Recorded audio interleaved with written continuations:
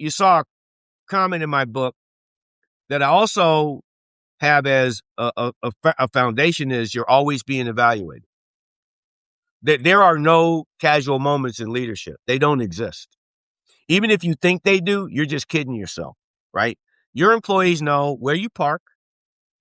They know what kind of coffee you drink, or if you drink coffee at all. They're always looking at you for what good looks like. That's what they're looking for. They're saying, this is the person who runs the company. They must be pretty smart. They must be pretty successful. So they're so leaders need to realize that there are no casual moments. That's a good thing, because that means they can create value-based behaviors intentionally in unintentional situations, right? As long as they're always thinking, and I always thought about that stuff, right? So I didn't have a special parking space intentionally. I had 30,000 employees. When I went to San Diego, when I went to Hawaii, when I went to Palm Springs, when I went to LA, and I parked my car, it was in the employee parking lot with everybody else. I didn't have an entourage. I had a director of engineering, a CFO, a CIO. I had all of the components. I had a $2.6 billion business that the organization said, no, you have full P&L for that business in Los Angeles. And it was a $2.6 billion business. Okay. I didn't have I knew presidents that did that stuff. Okay. They had parking spaces, and I know how I saw that when I was a supervisor. They had all these accoutrements. When they walked through the door, there were 17 people following them. And I know how I thought about that. Right. So I patterned my behavior off the president that I saw not do that. And I saw a president who didn't do that when I was 24. And I was like, wow, Joe Blanchard, he's amazing.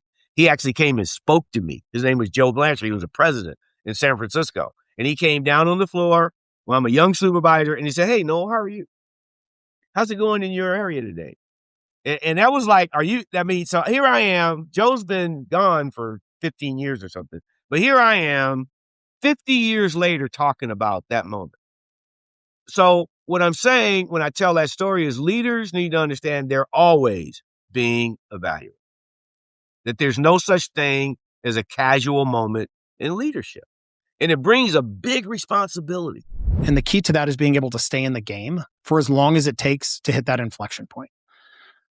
And I mean, that's a huge part of what I end up spending a lot of time in Growth Mavericks on, is like part business operator stuff, but also part, how do we build the things into our life that allow us the fortitude and the capacity to deal with the amount of time that might take and all the stuff that comes with it. All the chewing on glass and kicks in the face that are going to take through that entire process. How do we build durability in ourselves to be able to withstand that? Because I mean, the companies don't die. They don't get murdered. They stop because the founders quit for a lot of reasons. Like, how do we keep the people in the game for as long as possible to get to that first inflection point? It's a classic example of what can happen in a moment to a life. And those things happen in microbites all day, every day, in every situation, right? And we end up on a path. But I'm happy you picked up on that, because that was an inflection point for me, right? I'm newly hired. I'm an employee. I'm an hourly worker, right? The position is not working out for me in a short few days. I get frustrated. I'm about to walk out the door. I was walking out the door. Let's just be clear. I had quit. I didn't officially quit, but emotionally I had quit. And someone who was 22 years old, my supervisor, because I was 19, said, oh, wait a minute, because he saw promise, right? And he didn't want to lose. It was hard for him to get really good employees, and he didn't want to lose one that was hustling the way I was hustling. Okay, so he goes, hey, no, wait a minute. Have a seat in the break room. Just give me a minute. And he came in, he sat down with me, and that moment changed my life. Not just in a small way, but in a major way. Nick Marquardt still is someone who is important in my life today. So think about this, right? 50 years later, right? I still know Nick. I just had lunch, Lee, with the manager I talk about in my book, Glenn Lebrecht. I just had lunch with him 2 days ago, right? And my wife and we had lunch with him and his wife 2 days ago, because I sent him a copy of the book and he didn't. But Nick was a derivative of Glenn. The point is, is Glenn was a very value-based leader, and he installed that in his leaders, his frontline team, that, we're only as good as our people. We're only as good as our team, right? And we can't allow good people to walk out the door on us, blah, blah, blah. So Nick, hearing that from his leader, puts me in the break room, says, let me buy you a Coke. He bought me a Coke. This is in the late 70s. Let me buy you a Coke. Calm down. So he let me get through the emotional moment of where I was at that time. He understood the importance of that at that time. Think about it. So then he comes back in. He goes, hey, do me a favor. You're doing great. I know it's tough, but give me a week. Just make a commitment. Give me. he's like begging me. Give me. And I'm like, okay, all right. And he agreed to let me get out on time to go to class, because that was the issue, right? I was an engineering student, electrical engineering. I wasn't getting to class on time. After a few days, I was already falling behind, blah, blah, blah, et cetera. And so he kept his word, because that's what good leaders do. They keep their word. So he kept his word, and that was the inflection point. And I never looked back. But the point you picked up on in the book is I talk about that because I want the leader to understand how incredibly impactful their behavior is. How incredibly impactful their behavior is, that they matter. The most important person in the employee's life isn't the CEO of the organization. It's the person they report to. Completely. Right. I mean, I'm not even advocating for that. Like, I mean, you're taking it to like, I just want you to take care of the people you have.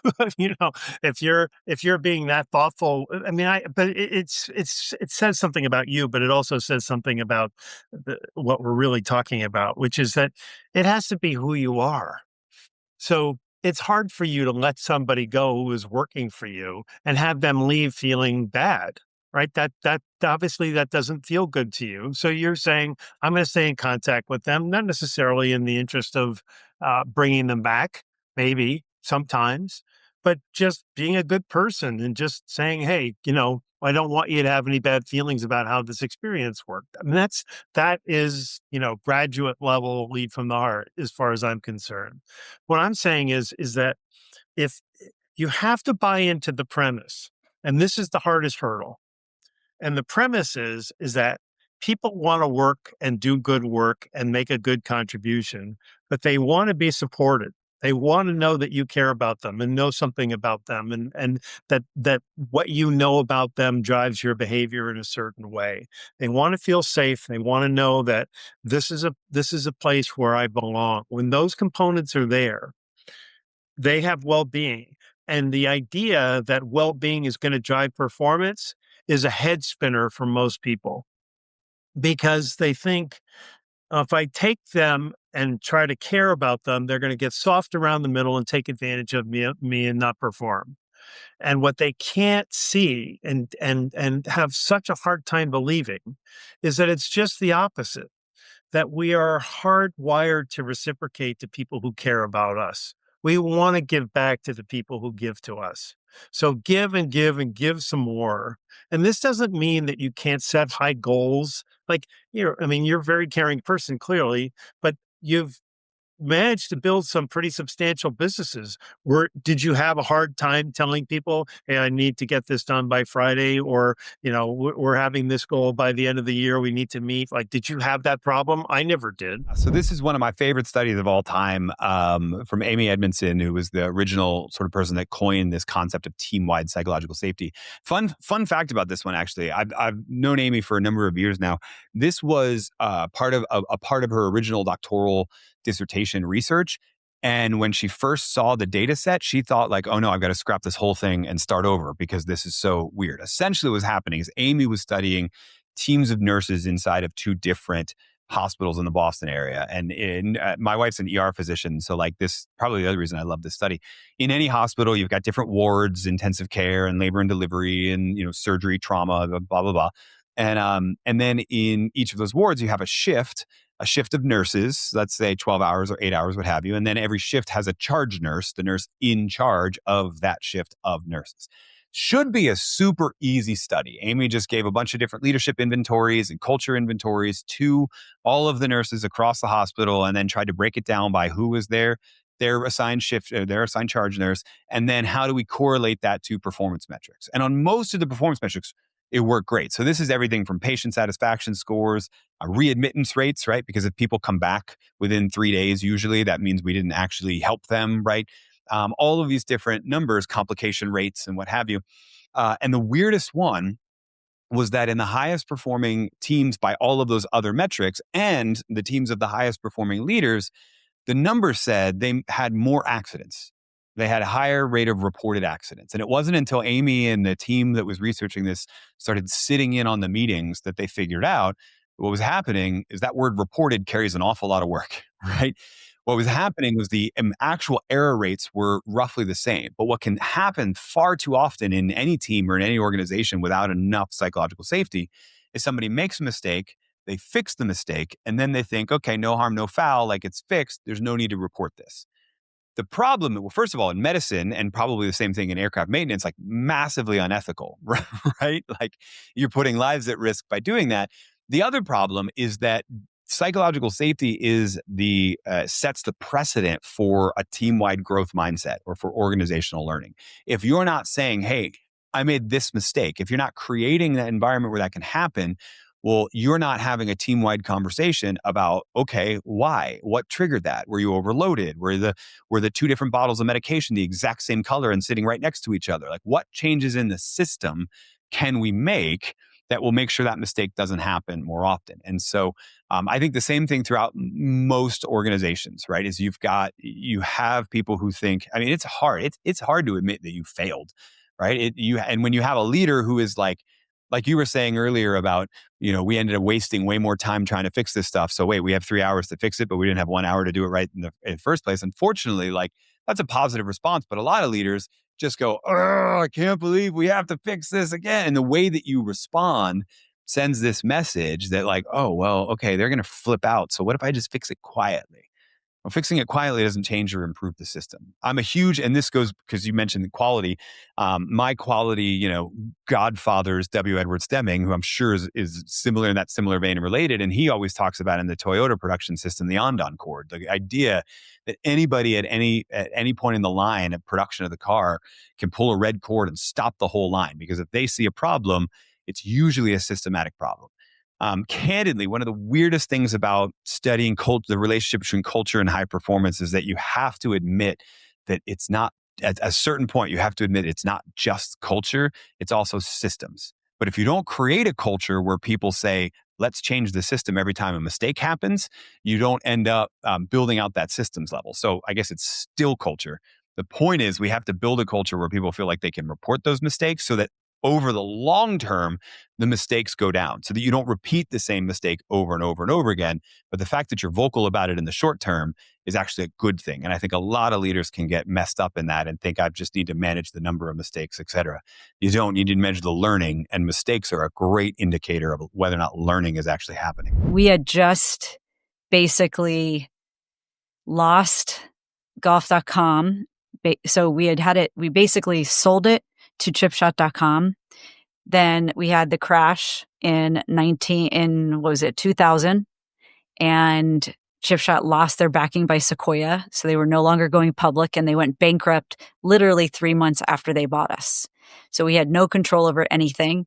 We spent about a month, maybe a little bit longer, on the road, buying it back out of bankruptcy and raising money again. And now we had new board members, and these guys were like hedge fund sharks.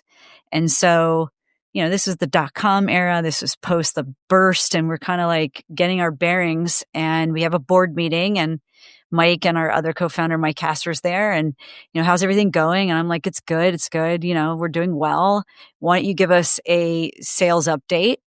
And I said, okay, it's pretty good. And then hand it over to Mike. And Mike's like, yeah, we've done this. I'm not getting as many logos as we want. I'm not doing X, Y, and Z. And then the guy slammed his hand. I could hear it because it was speakerphone. It was like, don't shine the turd.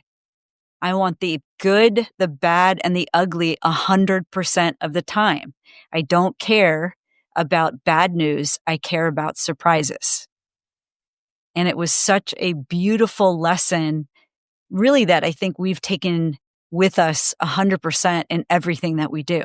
Bad news is okay. Surprises aren't. I mean, part of it is also education. The person that's looking at those platform level data points and taking them as fact, incredible people, they don't know what they're doing. They don't know what those numbers represent or how those platforms got to those numbers. And I do, because I lived through it. In 2015, attribution, which is what that is, where a pixel, Meta, then it was just Facebook, you put this pixel on your website, and Meta knows, Facebook at the time, knows that Susie saw this ad, and Susie clicked on your ad and ended up at your website and bought because the pixel triggered when they hit the thank you page, the order confirmation page, right? Then, here's the problem. You have attribution windows. The time at which Facebook takes credit for that order, their typical attribution window is 30 days. And it gets more nuanced than that, but I'm going to leave it at that. It's 30 days. So unless you manually go in and change that to 7, which is still pretty long, it's 30 days. Well, guess what? Susie also saw your ad on Google. And Google's attribution window is 30 days. So now she comes through and Google takes credit for that. Meta takes credit for that. She also saw it on Pinterest. Pinterest takes credit for that. And all it does is draw down that CPA number then when you could actually see attribution. So attribution was hard, really, really gray and murky 10 years ago. And then Apple did a thing with iOS 14.5 that blocked all those pixels. So what's happening now takes an already disastrous attribution thing, and anytime somebody makes a purchase on their phone, which is like 80% of your website's traffic, there is no pixel translation. Like the pixel is blocked from your phone. Facebook has no idea that that person made a purchase or not. So they're just doing their best guess effort to give you a number that maybe works, maybe. I mean, it's just use it as a baseline. If your CPA is 3 and it goes to 4.5, just call that a 50% increase. Don't take the number seriously. What happens on your website if you make $10,000 in revenue and you spent $3,000 in ad budget? That's the only number that matters. You're at a 3.3 return on ad spend. And if that bled into, if you're on Amazon as well, and your total sales is $15,000 between Shopify and Amazon, and you spent $3,000, like it's this, you look at the total. That's the only number that matters in that metric. And now you can back out from that information, customer acquisition cost and CPA and like all these other metrics that are important, but looking at them at the platform level is almost worthless. It's pretty much worthless. So I just try to simplify it and say, what did we spend? And then divide the customers into that. And this is kind of what happened. It's like, that's perfect. it. It's exactly it. Let's keep it simple. That's the only thing that matters. This is one of those things that like people spend their whole hours and hours and hours and hours and hours a week trying to understand and do better to get the edge in the thing. And they're just focused on, they should be using that time. There's a lot better ways to use that time. Simple, keep it simple. Wow. Yeah. Thanks for bringing that up. Cause that was really actually a seminal moment really for the company. I think we had gotten till about 30 million or so by that point. And we had really good people. Okay. We always had great people and always had, by the way, our culture was always fun. We had, the softball teams, basketball teams, co-ed softball and company events. And we very, I don't want to say like family, but very close. Okay. So we're always doing fun things, but one of the things is that you only know what you know. And I think that's the biggest, I think everybody should think about that. You only know what you know. So it depends where your background is. Okay. If you only know what you know and you're trying to get up here, how do you know that, 8% EBITDA margins are the right target? Or how do you know you shouldn't be at 15? How do you know that you should be running accounting a certain way or operations? Or how do you know how you should be negotiating on the sales side with your partners? Can you just know what you know and what books? We talked about all these books out there. But when you bring somebody in who has been there, done that, and proven they've been there, done that, then you get that. And I think if you work with a really good recruiter, because one of the problems with hiring is like if you're hiring a technical important role, I think it's like a 50% hit rate of if that person's around 3 years from then. Okay, I'm making this number up, but it feels like it's about a 50%. If it's the right, like if it's a person that's going to take you to the next level.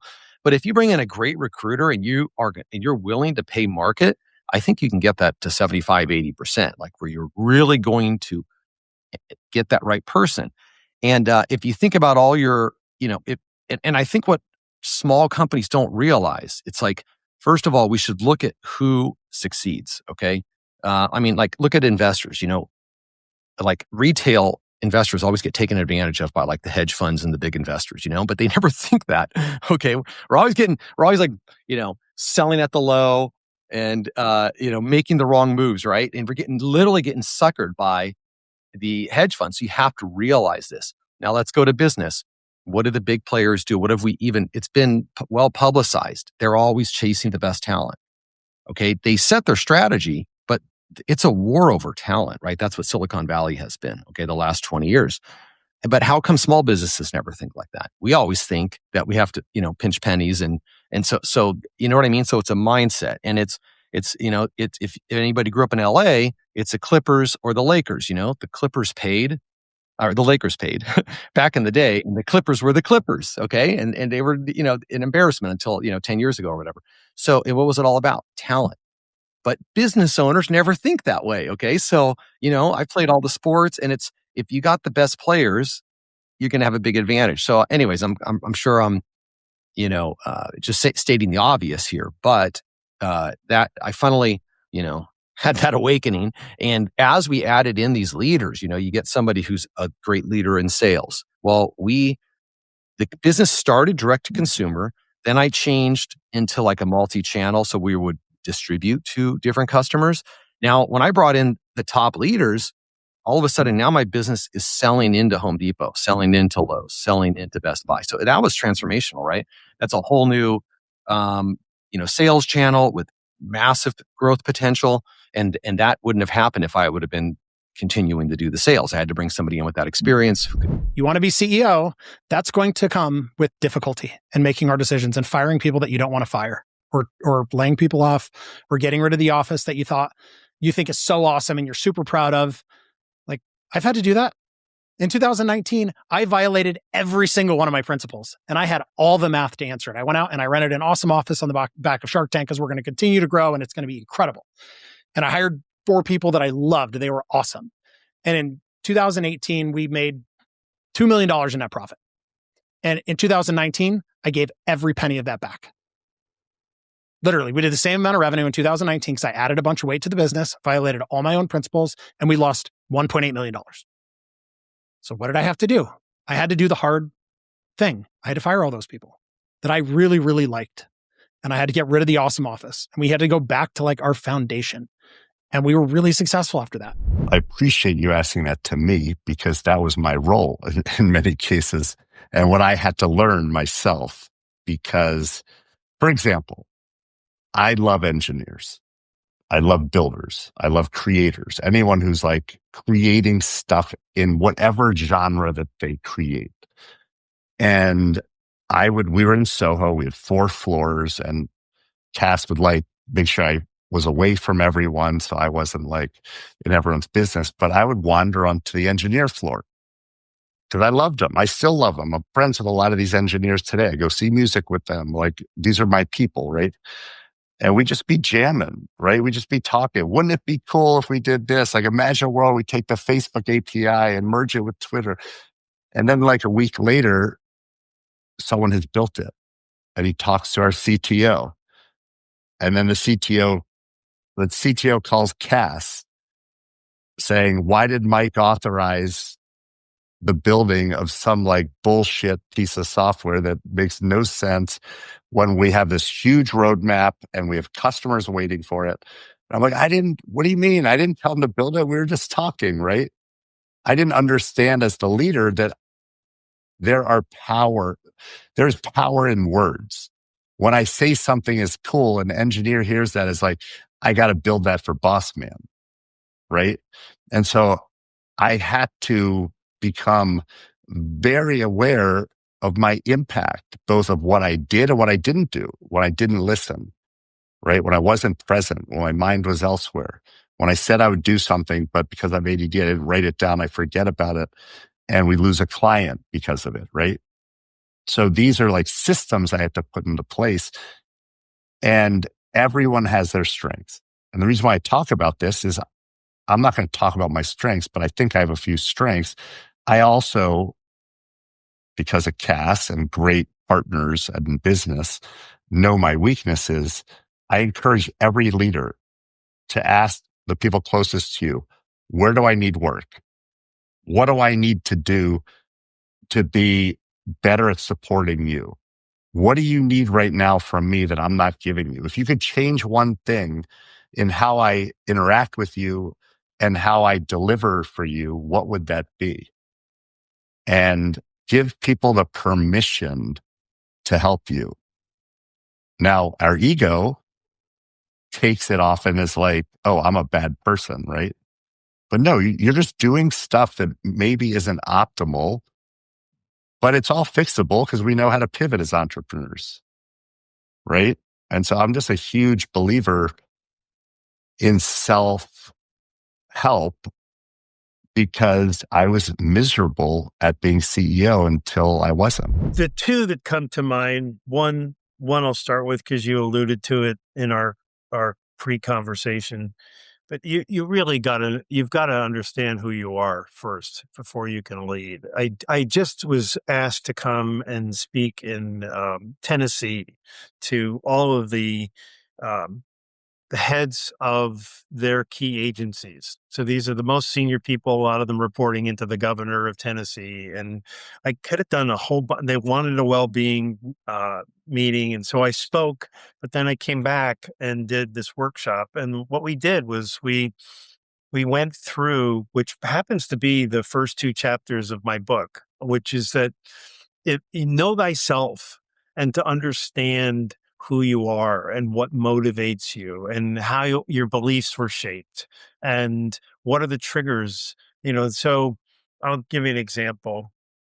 My father would tell me that I would never amount to anything. And there were a million different ways he expressed that. But that was that I had no value and worth. And so and then he kicked me out of the house with no money and no support. And so that was hard. But I kind of decided that graduating from college was a binary experience. Like if I didn't, that I would prove him right. I would be the abject failure he predicted I would be. So by hook or by crook, I was going to graduate from college because I wasn't going to live with what he was trying to tell me. Even though I'm not living with him anymore, this ghost is carrying me. And I really was, probably close to 50 before I realized that my hard work ethic was largely driven by trying to prove to this guy who wasn't even in my life. And frankly, he died when I was like 38. So here he is still driving my behavior. Here, see this, Dad, see this, Dad, see this, Dad. And I probably would have been just as motivated because that's how I'm wired. But it's a toxic thing to like never be happy or satisfied with what you're accomplishing and I think that's what I got from him. Everything that I did as a child was like worthy of praise. And instead it was like, that's not good enough, fast enough, smart enough, whatever.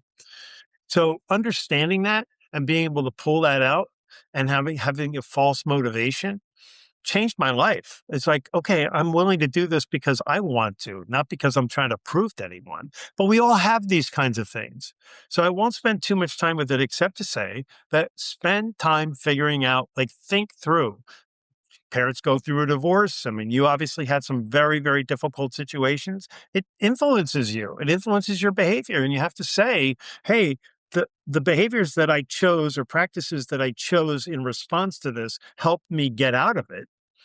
Helped me navigate 12 schools in 13 years, or parents who got divorced, or an alcoholic parent, or financial problems, or all those different things that could have happened, a death in the family, all these kinds of things that impact us.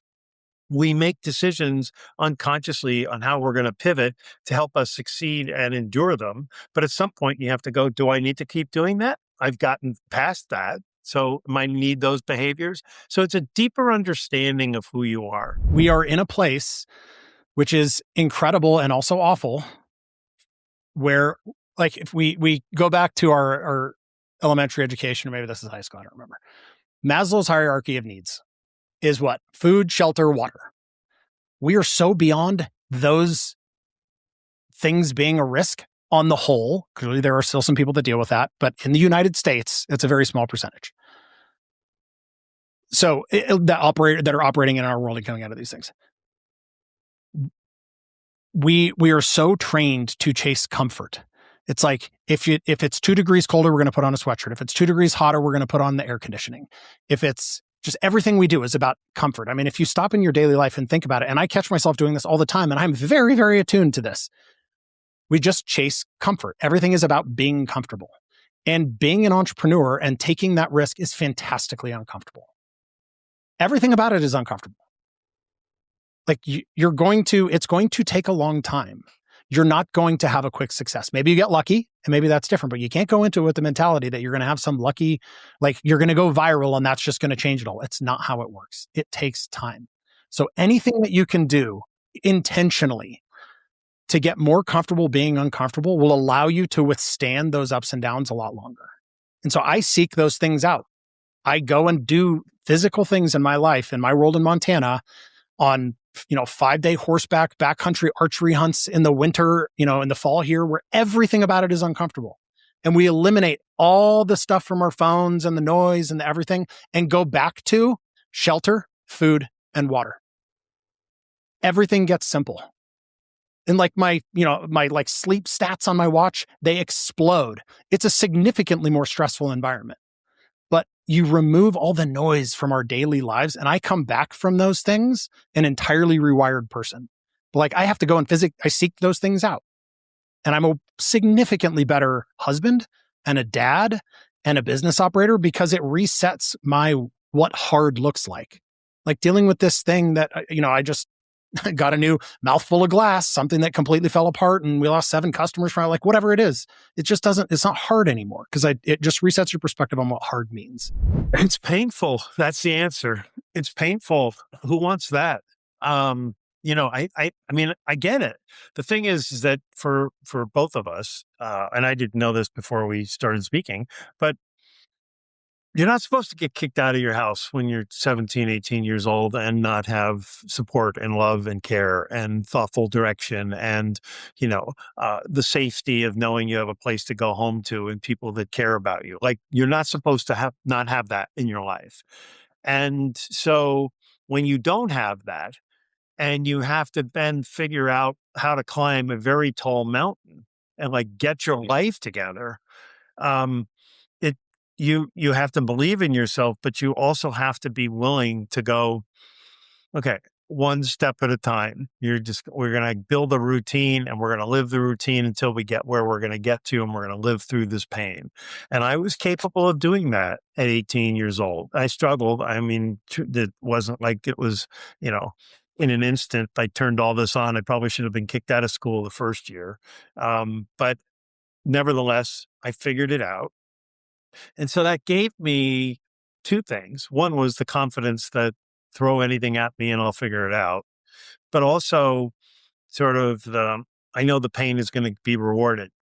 And I think that that's the piece that most people just don't want. So the human nature part of it is like, hey, would you be willing to, I remember, and I think it has a lot to do with my upbringing, but my best friend and I used to run every Sunday for 25 years. And we'd run half marathons, 10Ks. And one day he goes, I'm going to run a marathon. You want to run it with me? And I was like, I can't run a marathon. Like, I don't have that in me. Like, no way. So he went and ran it. I watched it. I still believe that I couldn't do it. And so my son was a All-American water polo player, and he went up to Cal Berkeley, and they required him to stay up there for the whole year. So I wasn't seeing him. And they had a water polo tournament at UCSD near where I went to college, University of California, San Diego. And the one of his big competitors was playing UCSD. UCLA was playing, and they were the number 2 team, and Cal was number 1. And I thought, well, I'm just going to go and get a little, some feeling of connection to my son here by going over there. And so I'm sitting in the stands, and this guy walks in. Again, this is another one of these Buddha moments, and because he's got a jacket on, but it was like way overdone. and it was like the classic Leatherman's jacket that you get in high school or college. It's wool and cloth and then leather and all that, and it says the New York City Marathon on it. And the guy's sitting like across from me. I'm like, I can't not look at this. And it was this nudge. It was like, are you going to take the challenge, or are you going to live with the limited belief that you couldn't do this? So I went home and started looking it up and figuring out and they had a lottery. So you weren't even guaranteed if you wanted to get in, and I got in and I started training, and it was, you're running 26 miles. It's not fun. After a while, you get to mile 20 and you're like, you want this thing over. But when I crossed that line, and I was really sick, but when I crossed that line, I don't know that there was anything more gratifying to me in my life, truly. Like I wouldn't, my marriage, my son, those are probably the only two things that, that could come close to, they would precede it. But from terms of just achievement, because it was, I can do this. I'm actually capable of doing this.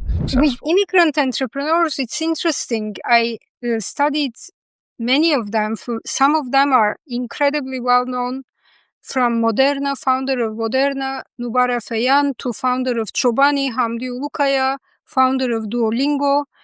They come from challenging backgrounds.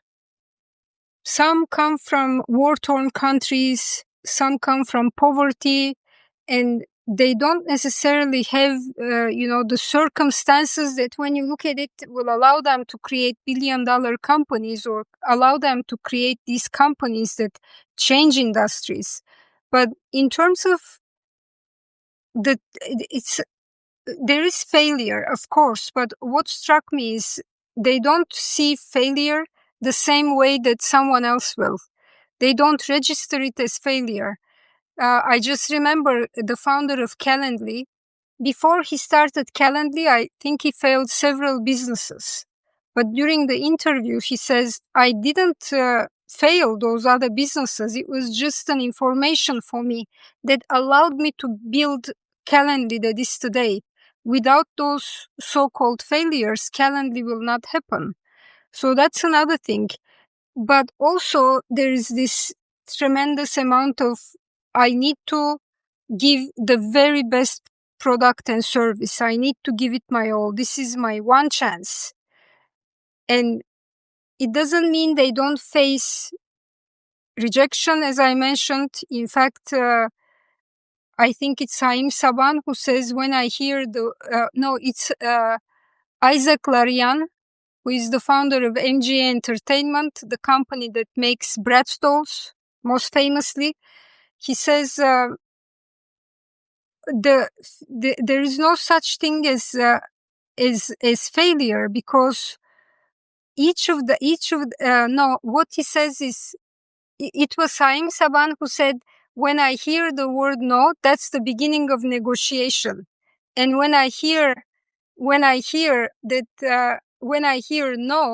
I know I'm on to something.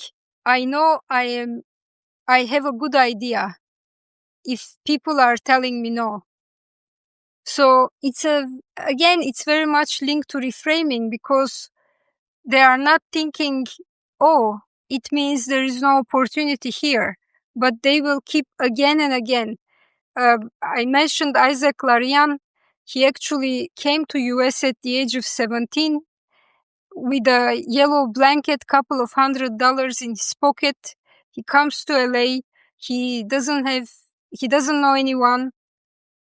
The money that he comes with finishes very quickly, and he starts to look for a job at a gas station, at a cafe, at a restaurant. There are no jobs. He can't find anything. He's staying at a hostel, and he starts walking in the morning, goes from gas station to restaurant and so on.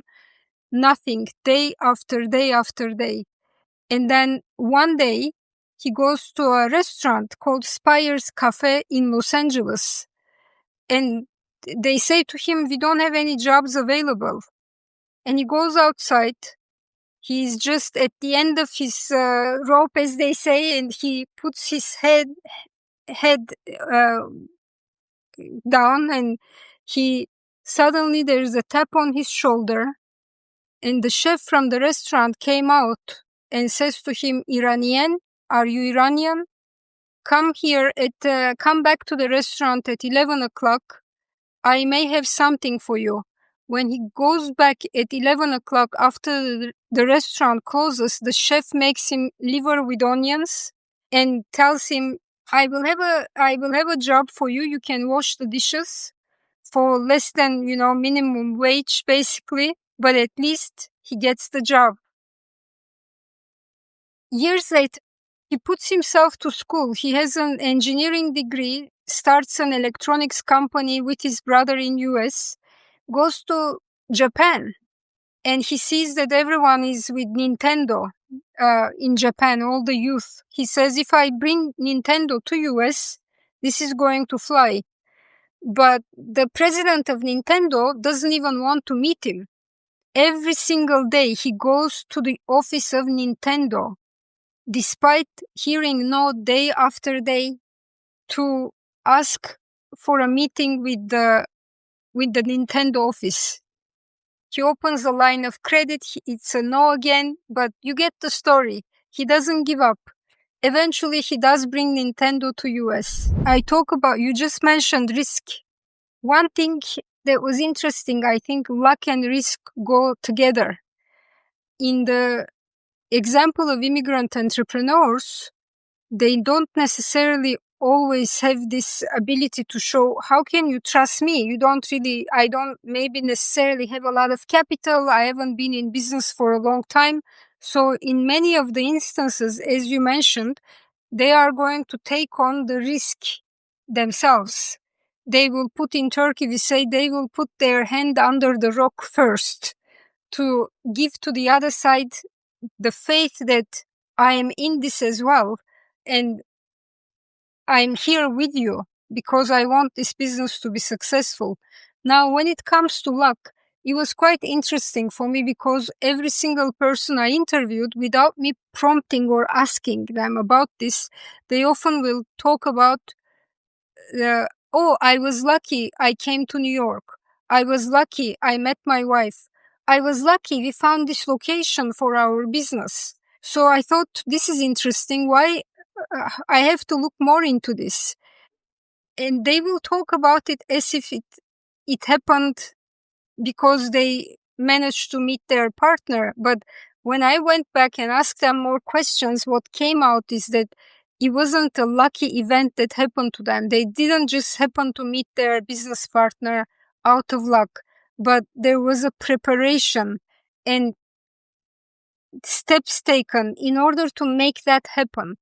And I give, again, my own company as an example there because, as I mentioned to you, my parents initially started selling these Turkish entrepreneurs' wallets and bags and so on to the Russian and Ukrainian, to the former Soviet market, because that's where the opportunity was right after the fall of the Berlin Wall. Now, how did we meet that person? It was luck, but we were vacationing in Bulgaria in the mid-1980s, and I was singing a Turkish song on the beach. The person approached us and said, "Are you singing Turkish? I'm a Turkish businessman. Here is my business card." And at the time, that's an unthinkable thing to happen. I mean, this is a closed country. Not many people come in, not many people leave. My father kept his business card for all those years.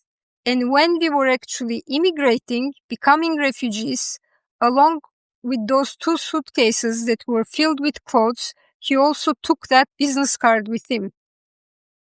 And he didn't immediately approach him and say, "Oh, I want to work in your factory, for example, or I want to sell your products." But he only approached him once he understood there is an opportunity to sell his products. So the fact that you keep a business card for many years and then you take an action with it, it can be considered an external luck. And yes, it's a lucky thing that we are on the beach at the same time with this person who happens to be Turkish, living in Turkey. But then it's up to you. What do you do with that business card? High performers fundamentally, I think the two things to focus on: pay them enough to take the issue of pay off the table. That's for everyone listening who's like, oh, I'm a high performer and I don't get paid enough. I hear you. Pay them enough to take the issue of pay off the table, and then make sure that they know that their contribution is visible. I think the easiest way to disengage one of those people who comes in and they really are all in and they really are a high performer is to make them feel like their top level contribution isn't getting noticed, isn't getting seen, right? Not even, again, rewarded is just the compensation piece, but that I'm actually making a contribution toward work that benefits others. And you see that I am one of those people and I'm not just like everybody else. That's usually the easiest way. The lack of that is the easiest way to get a high performer disengaged. That is such great advice. And I also love the quote, the talent doesn't make the team makes the talent. I've experienced that many times.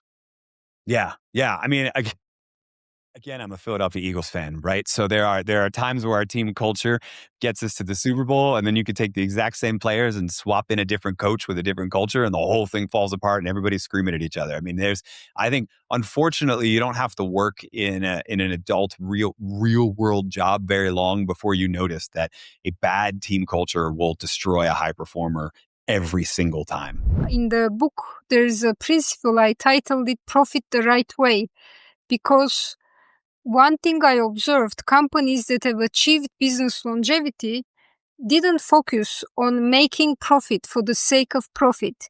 They didn't aim for growth for the sake of growth. In fact, it was the opposite. What problem am I solving?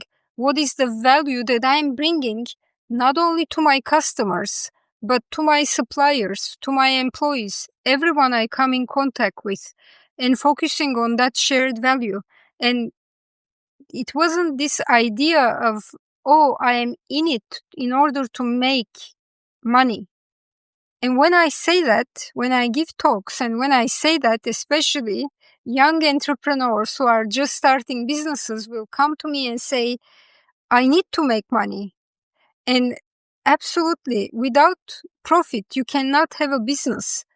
But as you mentioned, if you focus on solving a problem, if you are very passionate about, you've identified a problem out there, and it's something especially connected to your values, connected to your past, and you just have to do it. And you say, I know I can bring value to others. It's a shared value, and I know I can make a difference. Then profit comes. It has always come. So that's if you shift your focus. And ironically, I mentioned the founder of Callinan when he really wanted to be an entrepreneur, Tope Aotona. So in the very early days, when he will just almost like a scientist, he will look at what can make money. Just because he wanted to be an entrepreneur, he got into internet business, websites, and selling some products online, but the businesses failed. Not only until he identified a problem that he was very passionate about solving, it's when Callinan happened.